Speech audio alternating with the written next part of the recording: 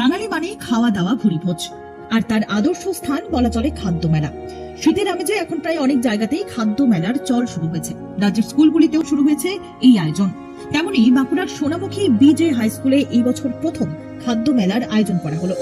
খাদ্য মেলায় হরেক রকম খাবারের স্টল দিয়েছে স্কুলের পড়ুয়ারা। গ্রাম বাংলার ঐতিহ্যবাহী পিঠে মিষ্টি থেকে শুরু করে চিকেনের লোভনীয় পদ, মেলায় রয়েছে সব রকম স্বাদের খাবারের সম্ভার।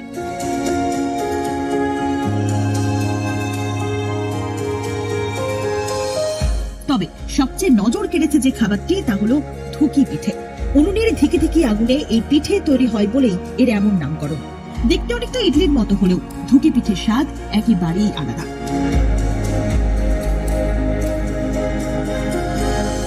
মিষ্টি, নরম আর তুলতুলে, মুখে দিলেই মিলিয়ে যায়।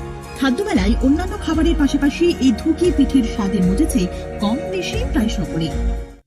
কোথায় এসেছো এখানে? আমরা এসেছি সোনামুখী বিজে হাই স্কুলে। হ্যাঁ, তোমরা কোথাকার ছাত্রী? আমরা সোনামুখী গার্লস হাই স্কুলের ছাত্রী। এই মেলা কি মেলা বল? 2026-এ প্রথমবার এখানে খাদ্য মেলা অনুষ্ঠিত হচ্ছে। আমরা এখানে প্রথমবারই এলাম। টোকেন কাটছো? পাঁচজন বান্ধবী 150 টাকা আমরা টোকেন কেটেছি। 150 টাকা টোকেন কেটে ধুকি পিঠে খেয়েছি আমরা 5জন বান্ধবী। আচ্ছা, ধুকি পিঠে কেমন খেতে লাগলো? ধুকি পিঠে ছিল প্রচন্ড নরম। হ্যাঁ হ্যাঁ। স্বাদ ছিল প্রচন্ড ভালো, গুড় দিয়ে এটা খেতে হয়েছে। আচ্ছা, আগে খেয়েছিলে এই ধুকি পিঠে? না না, ধুকি পিঠে আমরা প্রথমবার এই মেলাতেই ট্রাই করতে পারলাম। এটা ঠিক তেমন প্রচলিত নয়। হ্যাঁ, তেমন প্রচলিত নয়, সেই কারণে প্রথমবার আমি এসেছি সোনামুখী বিজে হাই স্কুলের খাদ্য মেলাতে, যেটা আমাদের সোনামুখীতে প্রথমবার হচ্ছে। এটা 2026-এ প্রথমবার হলো এবং এখানে 150 টাকার কুপন কিনেছি এবং সেখান থেকে আমরা ধুকে পিঠে এবং চিকেন স্যাটে খেয়েছি এবং ধুকে পিঠেটা ছিল খুবই সুন্দর, খুবই সুস্বাদু এবং খুব নরম খেতে।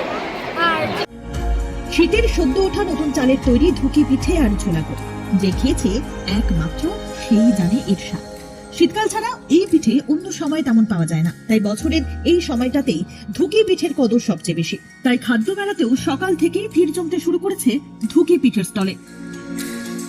কেউ পরিবারে নিয়ে এসেছেন, কেউ এসেছে বন্ধুদের সঙ্গে। খাদ্য মেলার আধুনিক নানা খাবারের ভিড়ে ঐতিহ্যবাহী এই পিঠে যেন গ্রাম বাংলার স্মৃতি উস্কে দেয়। অনেকেই দক্ষিণ ভারতের ইডলির সঙ্গে এই খাবারের মিল খুঁজে পান বটে, কিন্তু এই ধুকি পিঠে একেবারেই বাঙালি আনার প্রতীক। গ্রাম বাংলার স্বাদ উপভোগ করতে চাইলে আপনিও ঘরে বানিয়ে ফেলতে পারেন ধুকি পিঠে।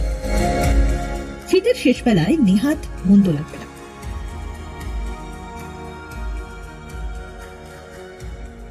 আরো লেটেস্ট খবরের আপডেট পেতে ফলো করুন রাতদিন.in।